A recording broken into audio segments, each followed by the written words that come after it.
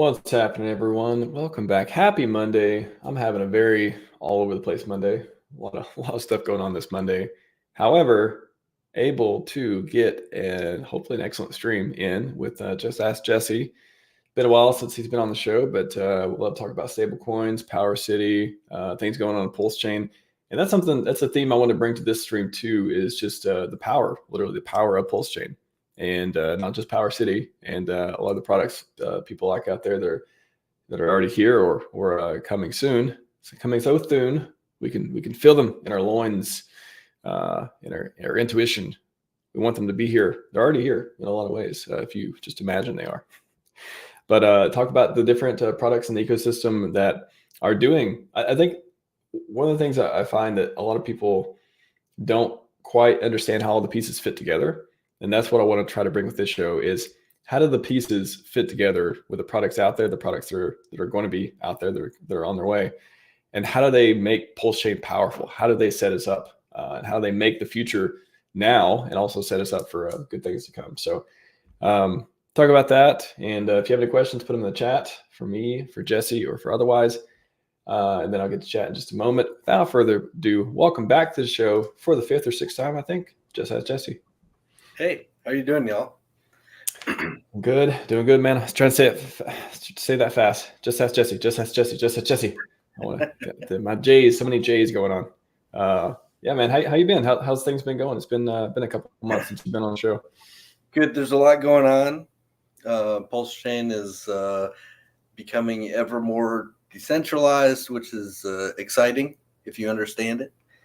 And things are nearing launch, or things are launching as we speak.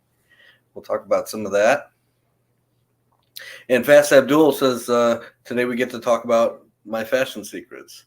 So maybe we'll talk about that. It's an Easter egg, Fast. Thanks for bringing it up. That's an Easter egg. We will probably get to it if you ask very specific questions. Gab in the chat already asked, I'm here for the draw and manscaping tips. Well, we'll try to satisfy those if Jesse feels compelled to do so. I don't have a lot in that direction myself. Hex Potential, what's up? How's it going? You had me at Performane? Yeah, I misspelled performance. Performane, that sounds like a thing too. Fox Modders in the house. Brenton says Jesse is the king of PulseChain. All right, sure Jesse won't be offended by that. You know that actually, you know what's funny about this? Reminds me of something. How many documentaries or news clips have you read on the internet? King of crypto or queen of crypto. There's literally been dozens and dozens of people whose title has been the king of crypto. Mm-hmm. Like anybody who's like a founder of a very big protocol. Normally they always fail, but they're always called, oh, this guy is the king of crypto, even though there's 20 other people who have had the same title. It's kind of funny. It's either a I guess I'm a little biased as far as seeing the articles go. I've seen definitely a few with Richard in the promotion there, but also all the other ones seem to be the headline of the person who rug pulled and ran away with everyone's money. Yeah, they always call him the king. Yeah, the king or the queen, or you'll see that who the people on the plane. There's always a plane pictures of them enjoying all the billions of dollars or all that stuff. Yeah, it's rarely in a good light. However, if I ever saw your picture and I said king of crypto, Jesse, I'd be like, all right, well, we know where that came from. It's probably well deserved if that ever happens. It could be. Never know. PulseChain though, PulseChain. Speaking of kings of crypto, blockchains, L1 stuff, the thing that we aspire to be, at least if not already halfway there. I want to talk about, in the intro too, we talked about in the green room as well. I wanted to zoom out because I don't think a lot of people really see how a lot of these pieces of things fit together. So before we get into the products too, because I know we got a lot of, few products to go through. I know there's a lot of ones you like. And of course, we'll talk about PowerCity as well. But just in general, PulseChain, Richard's ideals and values that kind of like are a part of this ecosystem of freedom, like the branding of the place you go to transact freely, decentralizing all the stuff. I've had a part in that as well, trying to make that easier for onboarding lately too, trying to wrap our heads around that whole aspect. What is the bigger picture for PulseChain? Like what what does this whole thing mean? And why are people so, forget the sacrifice, forget all this stuff. Why are people excited about it in general? Remember the term Richard used to always use, freedom of movement? Mhm. Well, on ETH or any other chain, you're really restricted. You get hemmed up when you use certain protocols, and then you find out, oh, the government didn't like that protocol. So, whether that was Tornado Cash or somewhere else, there's always some level of fear that you can't actually move around freely on all chains. And I think what Richard wants is a chain that you can literally come over, and sure, everyone wants you to buy Hex, but like even more important than that, there's an ecosystem where you can do whatever you want to and nobody can stop you. I think that's the bigger picture. Yeah, I mean that's certainly what it feels like. I mean, both the attitude around the people participating, a lot of the leaders and founders in the community building the products where we can do this, because if we don't do it, does it feel like it's going away? Do we feel like if we're not building the products to ensure that we can transact freely, peer to peer, protocol to protocol, whatever, is there a chance it just goes away? If everyone's like, I don't really care, I just want to get rich, maybe lottery ticket. What are we holding on to? Like, what are we trying to keep, or what are we trying to improve? It's definitely not going away because people continue to be building, and the community continues to get bigger and bigger day by day.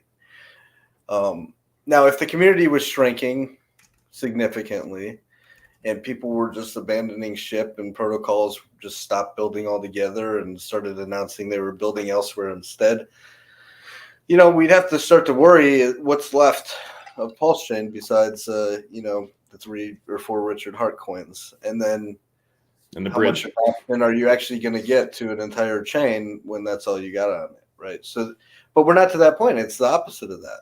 People are building things and coming up with new, fresh ideas how to make it better by the day.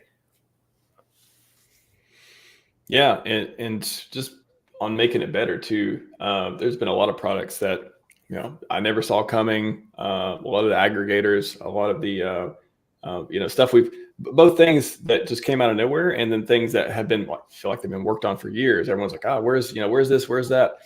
Mintra just launched. All these different products have just been launching a little bit. Of course, PowerCity come up as well.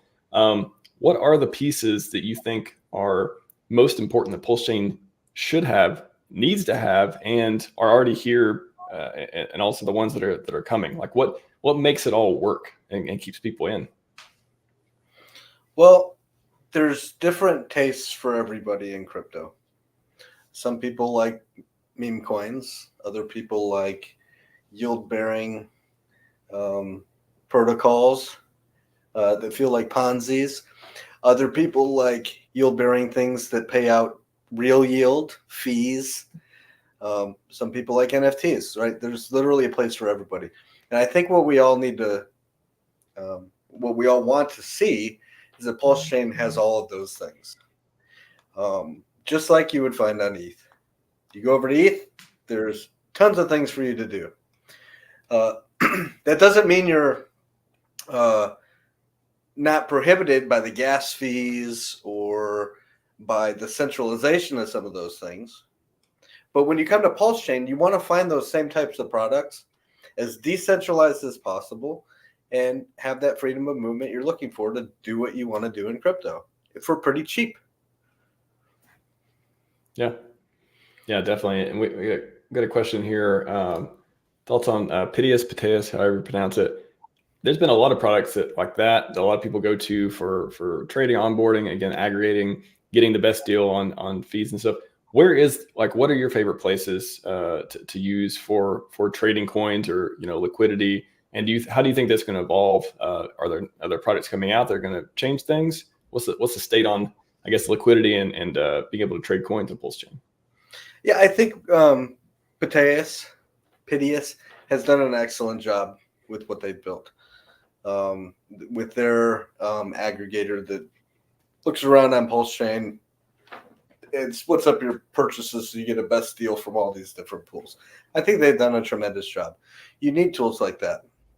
You also need tools just like our PortalX that will also scan across various pools and find you the best trade routes, and allow you to do cross-chain stuff as well. You also need to understand that there's a bunch of people that will be diehard Richard Hart fans and stick only to PulseX for trading one coin into another.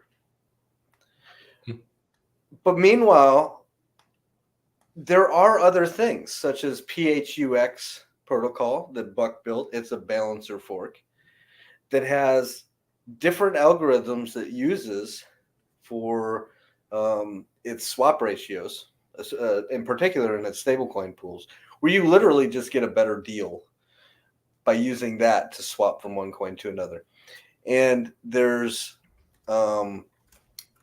yield that's distributed out, and the community votes on where all that yield goes, which pools are able to pay out that yield to LP providers.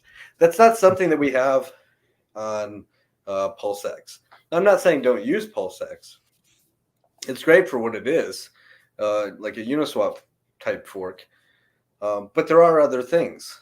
And when you go to a thriving chain, what you want the broader community to see is you've got a Uniswap type thing.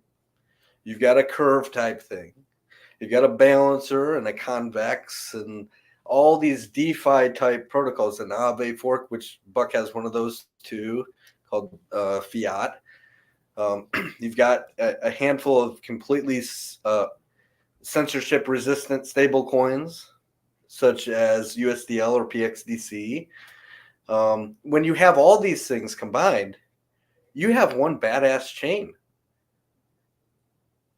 You've got to have them all. You've got to have all this stuff. You literally can't get by and be the definition of success with one Uniswap fork and then one token and like Hex one chain. And then say, okay, that's good enough for the whole chain. No, that doesn't work that way. You gotta have all these things. Do you think, speaking of PulseX too, do you think in 6 months from now, a year from now, is it still just the biggest liquidity place, or do you think there's single side staking and limit orders, other improvements, other features, farms, DAO voting, all that stuff, or do you think it's just, hey, this is a place for liquidity, for trading? It is the premier DEX of PulseChain.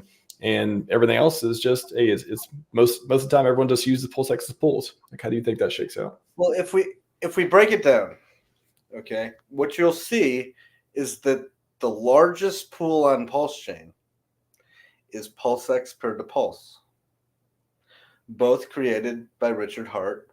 Of course, he created PulseX as well. So it's understandable that the largest pool of those is right there on PulseX. And then there's quite a bit of DAI in there and some stable coins paired to those things as well. When you start branching off into these other DEXs, whether it's what the 9-inch guys are doing or it's what the PHUX guys are doing, you actually see some up-and-coming tokens that are choosing exclusively to launch on these other DEXs. Because the swap ratios are better, because the yield that the LP providers get is better. And that's okay. Because if those things are at all anywhere on the blockchain paired back to Pulse or PulseX or DAI, okay, there's still going to be arbitrage or trade events that happen back and forth to PulseX. PulseX hosts the biggest liquidity because it has the most Pulse and PulseX in its pools. But you will find other tokens that launch elsewhere, and that's perfectly acceptable. Yeah, is that the secret sauce in a way of PulseChain in general, is having so much liquidity at Pulse, if Pulse and nothing else, and then that tide as the main pair to so many other coins, when it goes up, all the rising tide lifts all ships, Yeah, that sort of effect. Yeah, so I got into a conversation with a guy earlier about this. Jay, in the community, a lot of people know a guy by the name of Jay. We were talking about Bitcoin and how when Bitcoin goes up, everything goes up.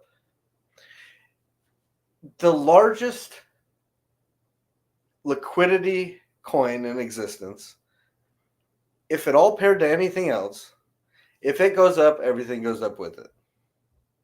Since so many things are paired to Bitcoin, Bitcoin can go up. You can have you can launch a token that nobody's trading in. There's zero volume. The price hasn't moved at all. And then one day you say, I'm going to pair this to Bitcoin. Okay. And you create a liquidity pool and you pair it to Bitcoin. And then you still sit back and watch. Now your coin goes up and down with Bitcoin. Bitcoin goes up 20%, your coin might go up 20%. And even if there's other pools that you're paired to, stable coins or whatever, let's take Hex, for example. People say that Hex is decorrelated or largely decorrelated because it's largely paired back to stable coins. Kind of true, kind of not true. Okay, if it was only paired to stable coins, it would be completely decorrelated. However, it's not. There are pairings on some exchanges and such, or wrapped ETH or wrapped Bitcoin. There's pairings that exist elsewhere.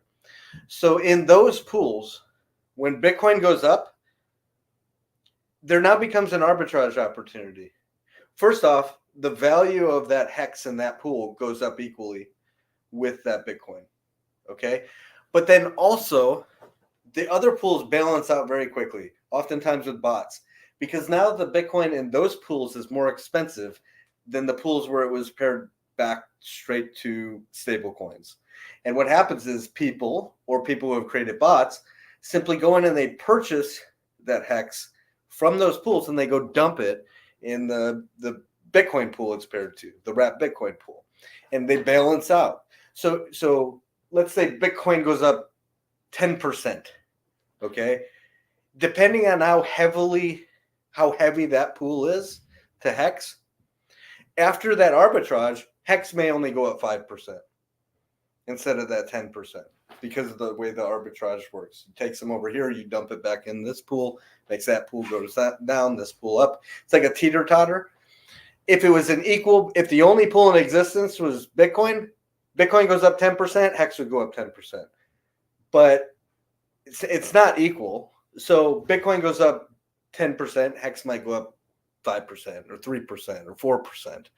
And there's times where it goes up more just because of other speculative things that are going around in the community, right?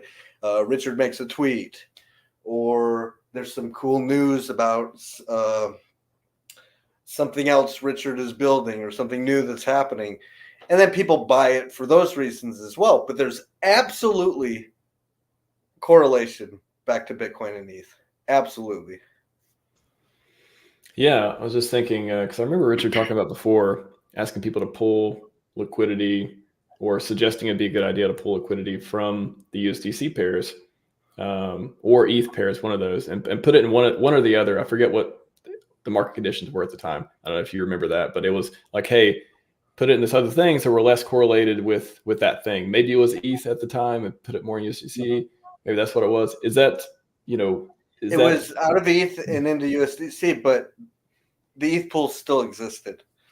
So there was always still correlation, but there was other things that was driving the prices either against or with other news events that happened. But it was ETH to USDC. So when things are going down, to not be correlated with things that go down, you want to be more paired with stablecoin, and the opposite when things are going up, you want to be paired with other things that are likely to go up. Yeah, it's hard to time all that as liquidity providers, but yeah. Gotcha. Continue with things, powerful things on PulseChain.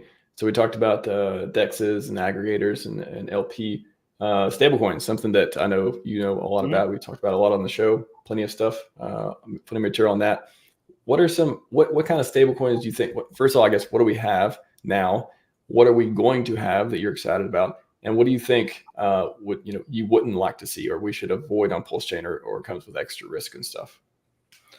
Yep. So all stable coins carry some level of risk to them. Okay. So right now we have, let's look at the big three that have been around for a long time. You've got USDT, USDC, and DAI.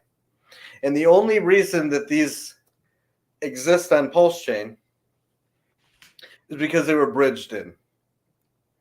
So the actual tokens still reside on the Ethereum chain. They're locked up in a pool in the bridge contract. Okay. And then the thing you have on PulseChain now, it's not actually the real stable coin. It's supposed to be redeemable back for that real stable coin. But it's always typically worth $1 because of its redeemability. Now, the risks there are the bridge risks, if any at all. Who has keys to that bridge? What happens? Oh, what about the centralization of those stable coins? What if Circle freezes them? What if ETH has some weird OFAC compliance thing they put against the bridge contract addresses, and now everybody's stuck in PulseChain and they can't get out because their transactions won't become validated on the ETH side? I mean, there's those bridge risks that exist with USDC, DAI, and USDT. There's other risks. We don't even have time to talk about them all. The weird, one quick example is DAI is highly centralized ownership with their voting power, and they can do certain things with their votes that could do harm to somebody they don't like, such as Richard. They could also... Well, just on that real quick, how does an entity with whom we have no idea who they are, being the biggest holder of DAI, does that okay, so it's not holding DAI, it's holding the maker token, by the way, for the voting rights. Right, so it doesn't matter if you own the most DAI, it matters if you own the most maker. Okay. I wonder, what is the strategic play that just quickly, what is if there were something that was we're gonna make some change that would somehow hurt that wallet or its ability or whatever, could you just buy a bunch of maker with some of the DAI and now vote yourself king? Is there any strategy there that's... So it's not about how can you strategically counterplay an attack against yourself. It's more, how do you avoid that situation completely altogether? And why are those capabilities in existence in the first place? Why is it that maker can run their front end and just shut it down whenever they want to, when they feel their DAI is going to lose peg, they can just turn off their front end completely? Why is it that the auction process takes 6 hours, and there's actually a ton of risk during that 6 hours that nobody picks up any debt of a liquidation? And in a severe ETH black swan event, that could prove to be a catastrophe for DAI, right? So there are problems with DAI, and those problems were all recognized by the Liquidity team with USDL, and that's why Liquidity exists today, because DAI is not perfect and DAI has a whole bunch of flaws. It's not completely decentralized. And Liquidity said, you know what, all this is garbage. These aren't the reasons crypto was invented. Let's create something trustless, immutable, completely censorship resistant, that nobody can stop. Anybody can create these, and it's always fully backed and fully redeemable for $1 worth of collateral, right? And they, at any time, instantly.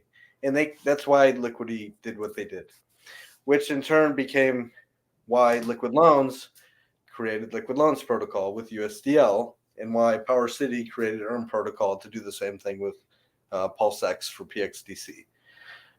So these things, you position yourself in these sort of stable coins, you eliminate the bridge risk. You eliminate the OFAC stuff from ETH.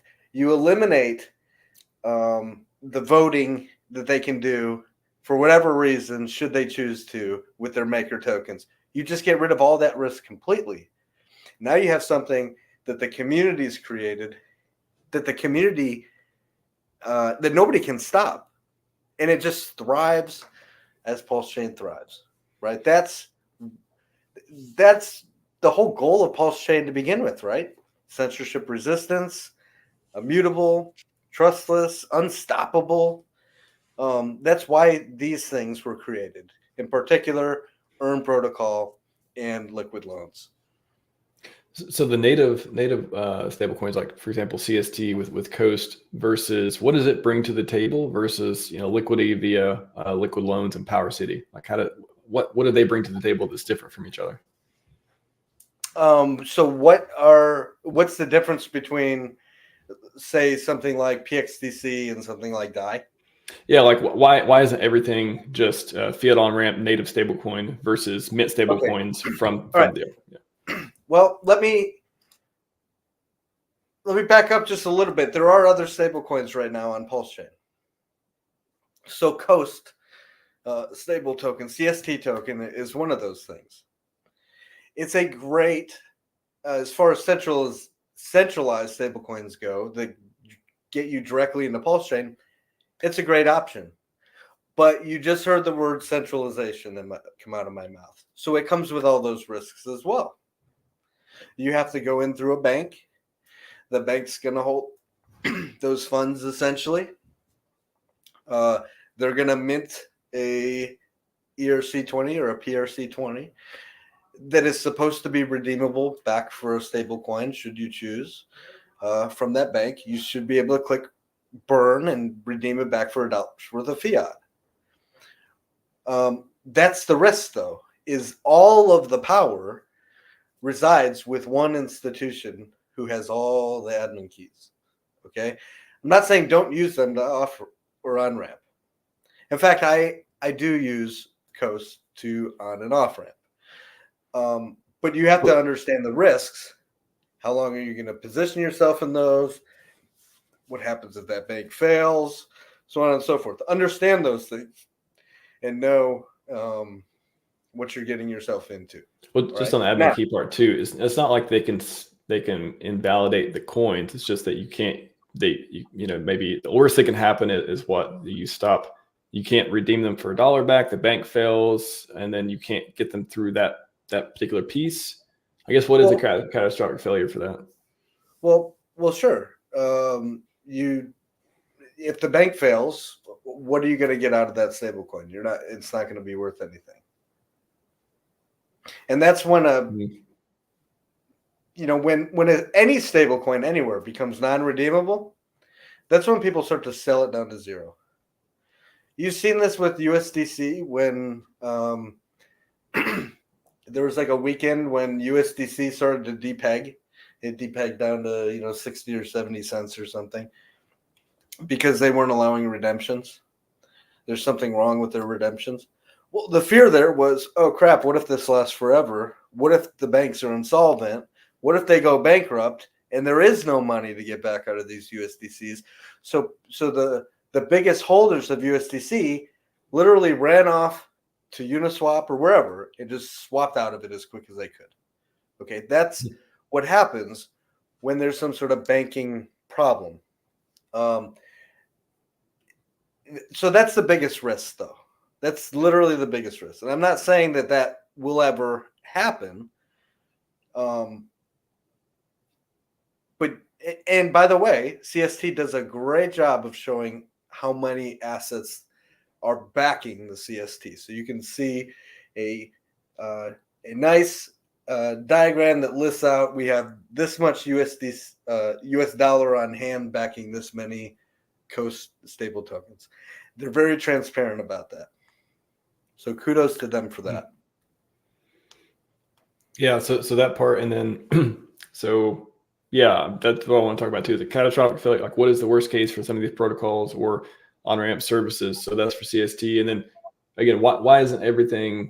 Why do we just need CST? Why do we just need liquidity protocols? Like why Why would you use one versus the other? And what does liquidity bring with PowerCity and liquid loans? Okay, so you kind of need all these things. You just need to understand the risks in all of them, right? Now, what does Earn Protocol with PXDC bring to the table? The same thing that USDL brings to the table. The collateral's there, so people have to put in the value for any of these things to be minted. Any of these stable coins that come into existence have to have the value in their backing it before it's minted into existence. All right, so somebody puts in $1,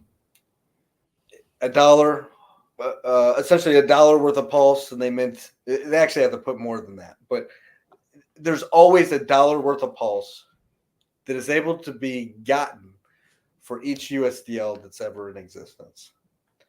The system keeps itself there at all times, so they're always redeemable. You could have 100 million USDL coins or PXDC coins, and anybody in the community can take their share of those from their wallet and go click a redeem button and get, one guy has $10,000 worth of USDL. He can click one button and get $10,000 worth of Pulse instantly in his wallet. He just redeemed. He's back into something else. Right? That's the most critical piece to any stablecoin. And the beauty of these liquidity forks, Earn Protocol and Liquid Loans, is it's pretty instant. It's as fast as you're able to click the button should you choose to do that. The other thing is the way any liquidations, should they occur, happen. There's no delays. It's pretty instantaneous. As soon as a community member falls below 110%, any other community member, or even somebody who's written a script with a bot, can liquidate that vault. The debt is paid instantly. The collateral is spread across thousands of other participants instantly, and that debt is out of the way, and the entire collateral health goes up because you got this degen guy who is down at 110% out of the system immediately, and everybody benefits from doing that. So everybody in the stability pool just picked up this collateral at a 10% discount. The beauty of it is the arbitrage, the things that keep it stable being the redemption mechanism. All these things are completely on chain and able to be done extremely quickly by anybody who wants to. So you're minting, you're minting the coins with liquidity, and the protocol is using it, Liquid Loan, PowerCity, and that's taking the Pulse. That's it's already, you need to have Pulse first or PulseX first to do that. But with CST, for example, it's a fiat on ramp. You take money and you mint stablecoin. So it's like, is that one of the major differences? It's almost the same thing, though, right? So let's think about this for a second. On one hand, with Coast, you need to have a particular dollar value that you bring in, minus all the fees, and you get to mint some stable coins. Okay? And should you choose to go the other direction, you go back the other direction, minus all the fees, and you get back some dollar value. Okay? Now, let's look at a liquidity fork. It's the same thing. You bring in a dollar value. Now, it's not US dollars, but it's a dollar value of Pulse or PulseX. You bring that in, and it just gets locked in a vault that you get to look at. Any excess collateral that you choose to put in there, you can. That's still yours for the taking if you want to keep it. Because the system only cares about the value you minted. And you mint yourself some stable coins. And you can still go back the other direction. You can pay back your loan, get back your value, get back your Pulse or your PulseX, and go the other direction, minus any fees. But there are no fees for paying back your own debt, by the way. The only fee, there's 2 fees in a liquidity fork. One for minting, and the other, if you choose to do a redemption, there's a fee that comes with that. But paying back your own loan, getting back some value in Pulse or in PulseX, there's no fees for that. Gotcha. Question here from Lights Out. What's the worst that can happen to USDL and PXDC if fetch oracles have a failure? It's kind of really hard for fetch to have a failure just because of the way it's designed. So, how do I explain this? So you've got a community. Now, initially, it's kind of centralized. They'll start rolling out tokens to community people who are going to be community reporters in the coming weeks or months. But you've got, imagine a community of reporters that's all reporting a price on something like PulseX. And those prices are aggregated. So I'll tell you this, our algorithm for our reporter for PulseX, our algorithm, what it's doing is it's looking at a variety of liquidity pools. It's averaging them together. It's also looking at the price of Pulse against DAI, which is a large pool, and then comparing Pulse against PulseX, and it's deriving a price for PulseX from that, using the thick liquidity of Pulse to derive a price for PulseX. It's doing a variety of things, and it's aggregating all these prices together, and then it spits out a feed that says this is the price of PulseX, right? And what that's actually doing is it gives you the most accurate price from all of these pools aggregated. If a whale or somebody was to try and manipulate, okay, let's say they go to one of those pools. Okay, go to one of those pools. It's aggregating all of them. And if there's a deviation of something like more than 15% or whatever, it just kicks that out anyway. So it's like, it's literally taking the most accurate price across the entire chain at any moment, and then it spits that out. And anybody can contest that. So somebody can go in and say, I don't like that price feed. It doesn't seem accurate. And they can literally freeze that reporter and put it into a dispute until community consensus says that was accurate or that was a faulty price feed. And then further action is taken from there.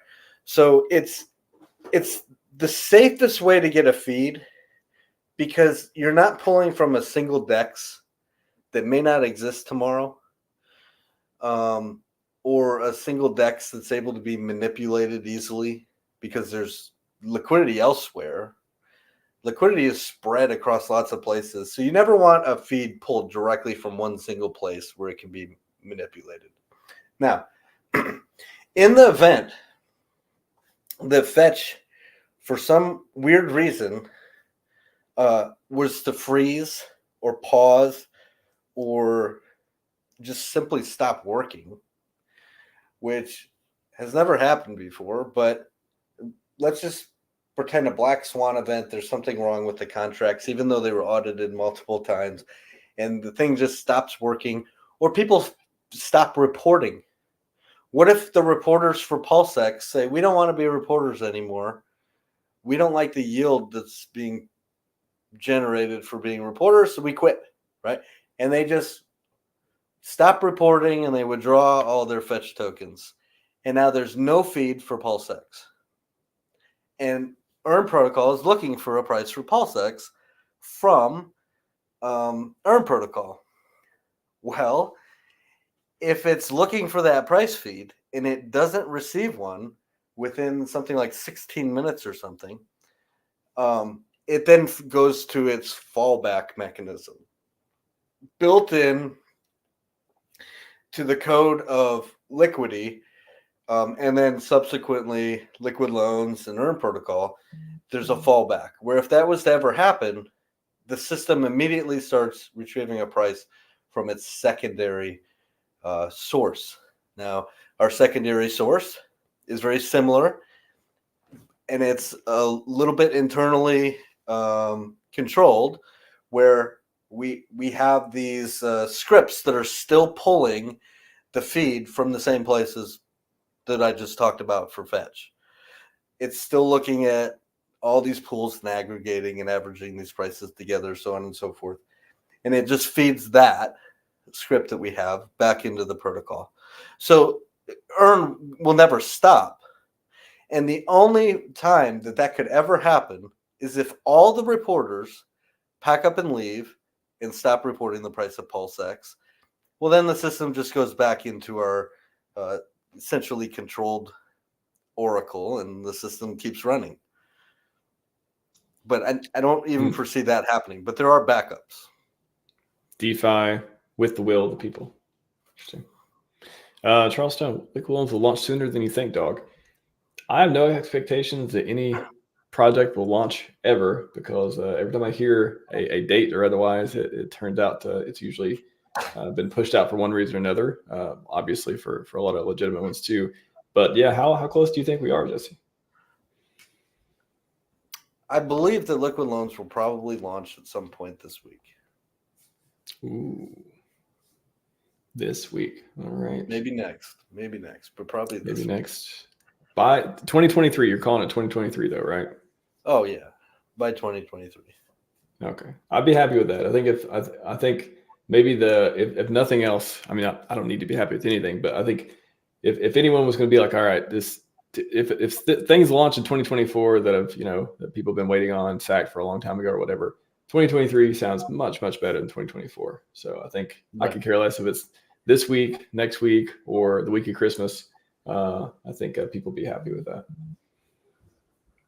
We got the chats going crazy with 2 more weeks now. Yes, 2 more. That's what Jesse said. Basically, within 2 weeks is his guess. Earn is closely behind, by the way. So the way you'll see PowerCity roll out, I think next you're going to see Amplifier on testnet. Right now, we're doing our final integrations with Fetch. Fetch is live on mainnet. We've submit some PRs with our price feed to the Fetch team. Those are being reviewed, and by both their dev team and our dev team, coming to a consensus on what a good price feed script looks like. So that's all literally being handled right now. Once that's accepted, we're pretty much ready to go. But we have a sequence, an order of events that we'd like to do. So while we're doing that, we currently are prepping and going through some dry runs so that we can launch Amplifier on testnet for everyone to play with. I think you'll see liquid loans launch within the next week or so. Followed in succession by that. By the way, you got to let the dust settle a little bit. So it's not like, oh, liquid loans is live, let's launch Earn protocol like within the same hour. That's kind of silly, unnecessary, causes too much confusion in the community. It's unnecessary. So what I think you'll see is, liquid loans go live. You'll then see, not too long after that, like maybe a few days or something, you'll see our core go live. Now remember, our core is where you can stake and get watt tokens and get some AMP shares and all sorts of stuff for all the fees from all our protocols. You need to have that live so everyone can position themselves how they want to be positioned. Next, you'll see Amplifier launch for liquid loans, Amplifier launch for Earn protocol, right along with Earn protocol. All this within like maybe like a 2-week period or so, a 2 to 4 week period.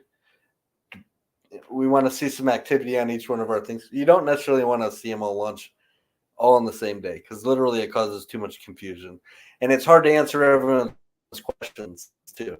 So when people are in Telegram and there's 50 people asking questions about Earn, and you got these other 50 people asking questions about Core, it starts to get really hard. So launch in succession makes the most sense. So liquid loans will be first, though. It sounds like you're saying it first, and then you'll see liquid loans first. Yep. I mean, you may see our Amplifier before that comes out on testnet, just so people can get used to it and play with it real quick while they're waiting for liquid loans. But if liquid loans launches like tomorrow, that's not going to be the case. So at least on mainnet, you'll see liquid loans first. You'll see a little pause. You'll see core. You'll see amplifier. You'll see earn. You'll see amplifier on top of earn. And for those that don't know, amplifier is a front end that interacts with liquid loans with some additional features in there where you can do some automations if you choose. Nice. So for that, you have to have liquid loans first anyway, right? You can't launch amplifier a front end of something that doesn't exist yet. You know what I mean? Well, you certainly can. However, is it advisable? But maybe not. Right. It's already built. We need to see liquid loans launch, and then you'll see that launch, right? Yeah. Is there anything else juicy PowerCity stuff that as far as updates or otherwise go, or we just waiting on the launch? Sound like Fetch is here, so we got that big part out of the way. Is that we're just waiting on the LL now? I don't like to say we're waiting on them because, like, technically we could just launch our core, but you have to remember that the core is where people stake for all sorts of various fees. So where would the fees come from if liquid loans doesn't exist yet? If we haven't launched Earn Protocol first, and there's some of those fees that are flowing to the core, like, you know what I mean? So it's not that we are waiting for liquid loans, but it's not like we actually have a good reason to, because you don't want to see the core with nothing being fed into it. I've seen worse, Jesse. I've seen worse products. Yeah, that totally makes sense. That's it's exciting. I know a lot of people have been waiting for it for a while. You know, it was PulseChain. PulseChain launched, everyone. I don't know if anyone realized that, but PulseChain did launch back in mid-May. That happened. It's kind of unbelievable. Still, if you zoom out and be like, wow, you got your coins. Oh no, price went down.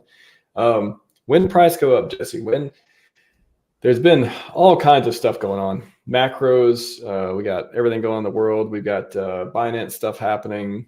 What does it feel like to you that just generally in crypto? And I mean, do you think if Bitcoin goes up, Ethereum goes up, or is everyone, if we go back onto risk on, PulseChain go up? Like, do we have the products in place to make all this stuff happen? I think so, especially after you see all this stuff launch. But there are outside factors that often have a bigger role in price discovery, or price negative than just correlation or cool protocols. Like, there's things that make people dump their tokens, and those things are like news events that are scary, right? So Richard Hart and the SEC, okay, it was scary for a lot of people, and people said, that's too scary, let me go dump my Pulse, right? And people dumped Pulse really, really hard when they heard that the SEC issued a lawsuit. Should something like that happen again, or I mean, he's still in the kind of in the middle of that. If the next court order thing doesn't seem positive and it's more negative than positive, you can always expect people are going to get scared and just go dump again. Always happens. News that's scary makes people dump. News that's good and exciting for the future makes people want to go buy some more. And those things often drive the price way more than the adoption levels you get from a singular protocol, whether that's Coast or PHUX or Earn Protocol or Liquid Loans. Literally, the news events have bigger price impact than the adoption brings from a single protocol, usually. Yeah, I think, again, just wrapping up on the theme too, the power of PulseChain, having these different pieces. We talked about the liquidity and stable coins. We've got a bunch of other different categories of stuff here. When it does feel good, when people see good news, I mean, we get a positive court order, if that such a thing exists. If there's, the case goes away, or just everyone's like, you know what, we're just going to buy crypto now. You know what, another country. Well, we have positive news that we didn't even talk about yet, right? Which PulseChain one? is more decentralized today than it was last week, right? So tell me it's positive, Jesse. Tell me how positive that is, because I've heard a lot of unpositive. So if some weird government agency said we don't like PulseX.com and they issue a thing that takes it down, and you go there and you read something that says this website has been seized by whoever, okay, it literally doesn't matter, because you can either click a .exe file on your desktop, which we talked about in the green room, which most people aren't going to do, or you could go to the IPFS URL link that has a big hash number at the top, and you can still access these front ends elsewhere. And there's community members that are building front ends that interact with these contracts. So these things will continue to exist no matter what happens to Richard or his websites. PulseChain will continue. Right? That is that's a good. big part of the power. That is a powerful thing. Like, so why? So that's the good part. So, and I've talked about this so much. I've made some of the stuff, all that. Talked about the pros and cons. We Gold Key and Katie debated it as well. The other side is when you are that decentralized, who else is doing this? Like, who else is doing IPFS? And I say that to say, how can are we going to have trouble making the experience okay for new people who are seeing this and like, hey, no other crypto does this stuff. I'm just going to go buy Cardano. I'm just going to go buy Solana because they give me a website that I just click buy. Like, shout out to our friend Somi. He prefers Cardano. What is the other side of? Is there a reason why people don't do this? Is it literally just are we setting a trend here, or are we just making onboarding harder? Which the communities, we're going to figure it out, but currently you do have to commend Richard, because it's one thing to say you're decentralized and immutable and unchangeable, yet you still have a front end that can be taken down at a moment's notice. And what Richard's done is he's created these systems such as Hex that is immutable and unchangeable. But then he took it a step further and he said, even the front ends can't be taken down because anybody can run a front end. You can't say the same for some other DeFi type protocols. On ETH, they call themselves decentralized, but if there's a court order, their websites just get taken down and everybody's screwed because nobody knows how to interact with the contracts. But the question is, by the time you figure out how to interact with the contracts, the smart guys have already dumped on your head and sent it to zero. And you're like, oh, shoot, I didn't have a .exe file on my computer, so I was late, and now my stuff's worth nothing, right? So, like, Richard's made it where these things can never be stopped. That's commendable. Now, or at least made a strong effort. IPFS can still blacklist IP addresses as info. The node operators over there still have some level of control for blacklisting as node operators. So that's something to research and learn. I know of a guy whose IP address is blacklisted, and the only way he can access IPFS websites is with a VPN. Okay. Now he can still get in, but it's already pain enough to go to an IPFS site. Now he has to use a VPN just to get to that too. So just beware. There's always different risks, but Richard at least has made as strong of an effort as possible to make it so these things can live forever. But the question is, I mean, definitely we could see the long term. This is obviously the right move for a lot of different reasons, include long term and all that stuff. But I think what everyone's wondering too is this good for price go up, or is this what effect does that have? And again, the community, we're trying to solve in a lot of different ways. Does this help price go up, or is this purely just a play for survival, or being censorship resistance? I don't know the answer to that, because price goes up in all the centralized stuff because it's easy to get to.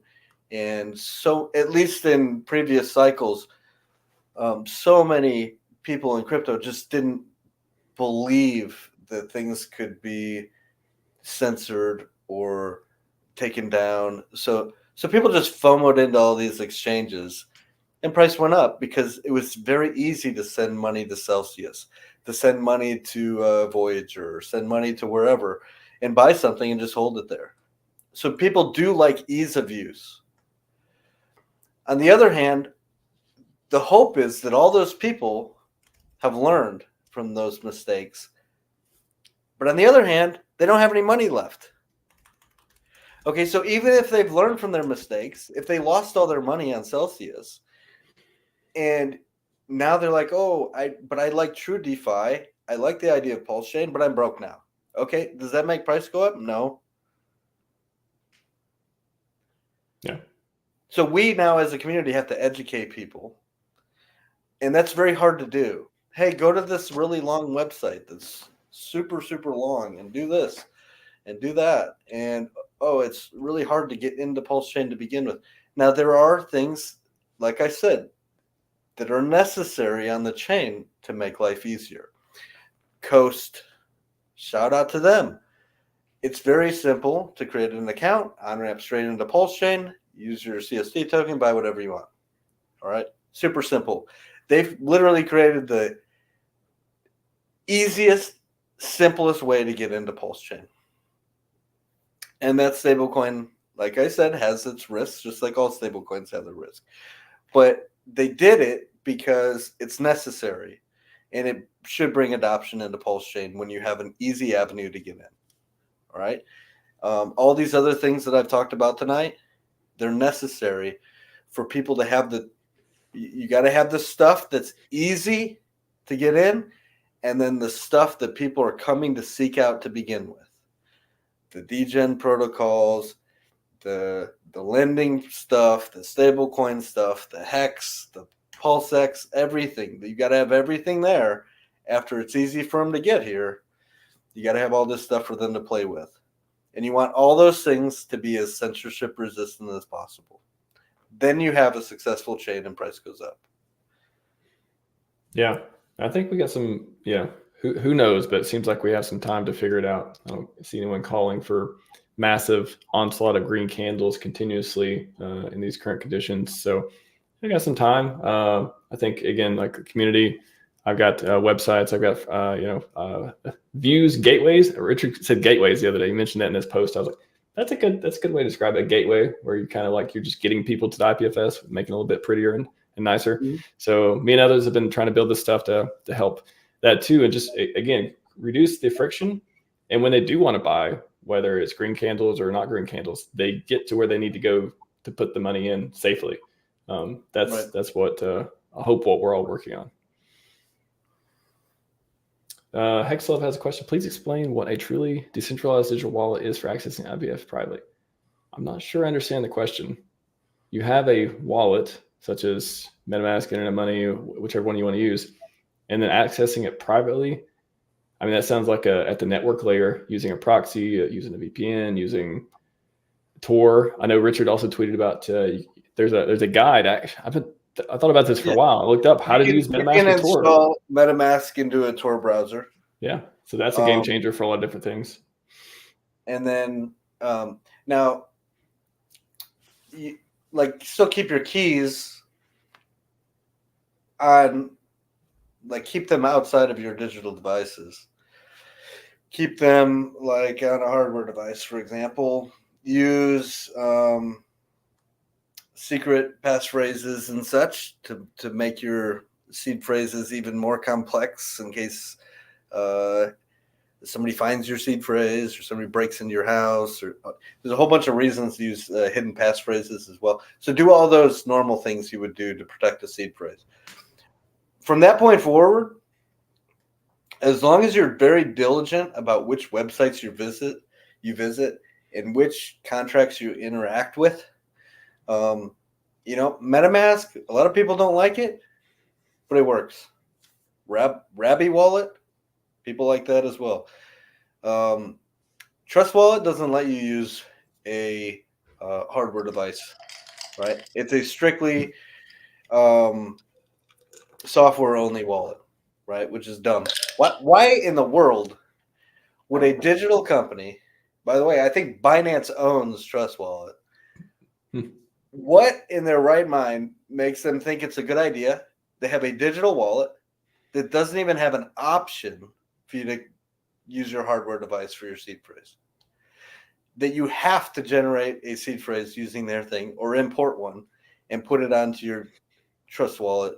And how is that a good business decision? I would speculate they don't need you to use true DeFi, or they don't care about you revealing that, I imagine. Right. Yeah, I totally agree with you. That's not a good idea. Everything should be that should be standardized, doing all that stuff, hardware wallets and otherwise. Atomic Wallet was compromised a while back because their seed phrase entropy was not deep enough. So like people were figuring out other people's seed phrases just by like running a generator that just started spitting out seed phrases, and they just tried them using scripts until, here's a seed phrase that works, and they were draining people's wallets. All right. And that happened with Atomic Wallet, software only. All right. So that's ridiculous. But anyway, yeah, I don't know what to tell you other than if you want to get super deep, use Tor and put MetaMask on it, and then also some Tor browsers have a built-in VPN on top of Tor, which that may be redundant. I'm not sure, but you can run a VPN also in addition to Tor and use your hardware device in there and do whatever it is you're going to do. Yeah. If you're paying for a monthly VPN subscription, I beat this dead horse a lot. Search RHMax VPN if you want know my opinion. But there's Tor if you like Tor. Some people don't like Tor. There's proxies. You can literally just you can buy or use a free proxy. You just type it in your web browser. There's plenty of tutorials how to do that. Or, VPNs do the same for privacy, not security. Anyways, yeah, man. Anything we didn't cover? Anything Bobby, powerful? I'm not able to access the PulseX front end via IPFS links. All others, no problems, just PulseX. Any pointers? I want you to attempt to do it with a VPN. This happened to another guy I know. He's able to get in with a VPN, which tells me somehow his IP address is blacklisted somewhere in IPFS. So try with a VPN, a free one or whatever, and see if it lets you in. Yeah, I just tried again. It's a great time to show you Go Real DeFi. Yeah, if you go to that, click on PulseX. I clicked on it here. I won the battle. Somebody reported deceptive site to Google, and they had it big red warning for a while, and then finally won that today. That was good news, and they removed it, so you can go there hopefully freely. Hopefully, it doesn't happen again. But yeah, this is just a little. I don't know if Jesse's seen this before, but yeah, it's literally just an iframe of the IPFS website. You can check the hashes. You can check all this stuff yourself. And it's gopulsexapp.com.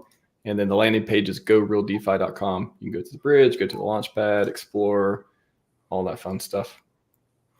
Yeah, Bobby says he's in Texas. So, yeah, Texas and New York, you probably got to use a VPN for anything crypto anyway. Do they? Well, I was going to say, yeah, New York, California, they're not that cool with freedom over there. But Texas, and they seem to be cool with freedom. I'm surprised you have freedom problems in Texas. Yeah, they have some issues with crypto, though, I hear. So I don't know why. Yeah, any other powerful products do you think that are either here or coming up on PulseChain we could quickly mention? Did you make a list of them?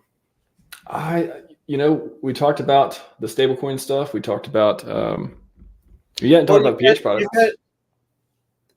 Remember, I talked about the importance of anybody being able to spool up front ends and access contracts through other means. So you've got the Barista guys. They've created a front end for liquid loans as well. Okay. That's on testnet, and they'll be on mainnet shortly after Liquid Loans goes live, and probably about the time that our amplifier goes live. So these things are important. If there are verified contracts, if you're out there and you're buying a token and you're doing things now, if you're just buying a token so you can sell it later, who cares? It doesn't matter, because you can dump a token on PulseX, you can dump it on PHUX, you can sell it wherever. Okay, it's not a big deal. But if you're into DeFi type stuff, where you're staking, generating yield, taking loans out, doing all sorts of mechanisms, it's super important to make sure that you are able to access those contracts in the event that the website goes down. Are the contracts verified? Can anybody interact with them on the blockchain? Are there other front ends spooled up and ready to go, so you can have a variety of choices of which website you'd like to use, so on and so forth. That's all super important. Yeah, I was just thinking of PH ecosystem. I think a lot of people are probably familiar or have tried it out or stayed away from it. However they feel about it. I think you have the DEX part, you got the trading piece as well, the bank, the lending piece, Tetra. I really like Tetra. I don't know if you've heard of Tetra, but yeah, of course. I think that DeFi automation, I think it's going to be really big. Yes, Stu Man and him and I talk. We've been super busy the last couple months, but him and I have talked a lot. I bet. Good guy over there. A lot of ambition, a lot of skill as well. Building some automation tools on PulseChain with Tetra. Pretty cool what they're doing. Yeah, I think that if they're able to pull it off, I think that'll be a game changer. If one of the powerful products, if they're able to deliver a very powerful product on PulseChain, that I want to automate DeFi strategies. Like I want to use it. I'm excited for that to come up for launch and stuff. I'm trying to think anything else. Yeah, one more thing I'd like to mention. There will be people in the community who show their face, and they want you to know who they are, and that's perfectly fine. And there may be other people in the community who build things who just want to stay anonymous, and the reasons for that can be varied. It can be because they have a day job that they don't want to be exposed, publicly on the internet because of whatever day job they might have. It could be because of regulatory fears, and they just want to distance themselves from that. It could be for any number of reasons. Keep in mind, at the end of the day, what matters is the code solid? Does it work? Does it do exactly like they say it's going to do? Are there transparencies in the tokens themselves? Okay, I don't care what a guy looks like. If he's got 99% of the supply and he's a bad actor, it doesn't matter what he looks like.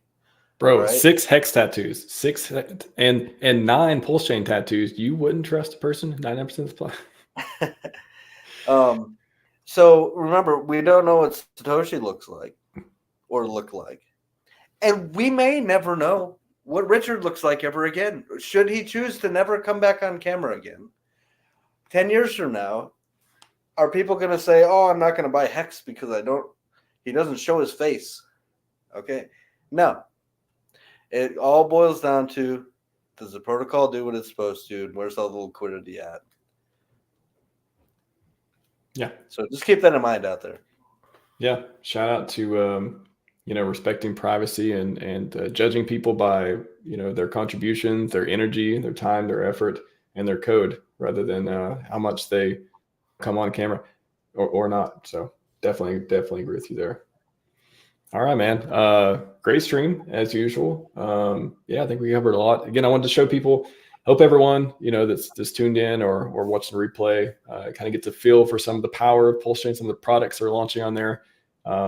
and the different, the different stable coins, the different, just different stuff going on. We covered quite a bit of them, and if we didn't cover it here, I've got a lot of content on the channel that's covered it. So does everyone else. So what do you want to take us out on, man? What are you feeling good about right now? What's some good vibes you can leave us with? The whole ecosystem. There's more and more things being built. I'm just excited about it all. And we've waited a long time for these things, right? And nope. Now I've never had expectations, so I never waited. I went to sleep and I just woke up 18 months and it's done. We're all to like this crowning moment where these things get released for the community to do with them as they choose. And it's really exciting to put in a ton of work into something and release it out to the community to do what they do. Yes, we appreciate all the builders out there, yourself and every other founder and every other person who's trying to make the chain a better place. Say it like that. Where can people find you? Twitter? Do you have YouTube?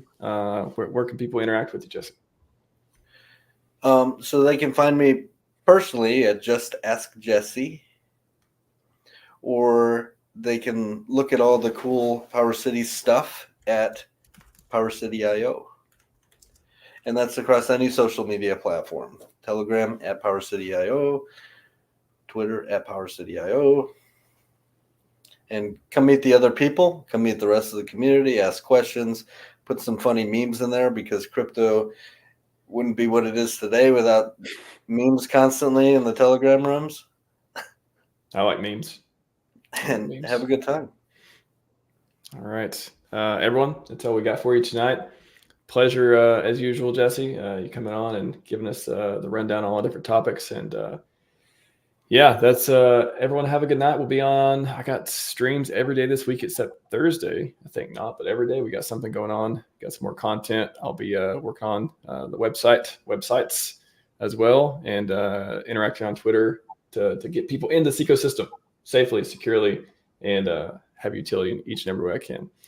Everyone, Scivive and 5555. We are out.